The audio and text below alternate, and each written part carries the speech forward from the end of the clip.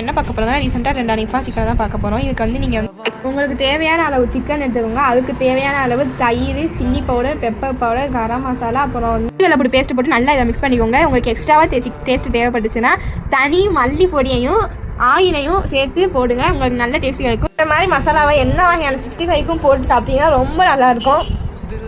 இந்த மாதிரி அதிகமான மசாலா சேர்த்து செய்யும் போது எப்பயுமே நான்ஸ்டிக் தவா யூஸ் பண்ணிக்கோங்க. நீங்கள் அப்படி வேறு ஏதாச்சும் யூஸ் பண்ணிங்கன்னா அது வந்து அடி பிடிச்சிரும்.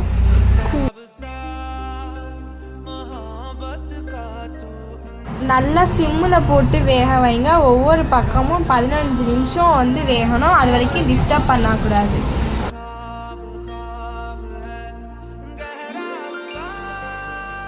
அடுத்து நம்ம என்ன பார்க்க போறோம்னா ஒயிட் சீஸ் சாஸ் எப்படி செய்யறது பார்க்க போறோம். அது தேவையானது முட்டையோட வெள்ளைக்கரு 3, சீஸ் ஸ்லைஸ் வந்து 5, 7 பல்லு பூண்டு, உப்பு அளவு தேவைப்படுது. ஏன்னா சீஸ்லேயும் உப்பு இருக்கும், அதனால நம்ம பார்த்து சேர்த்துக்கோங்க.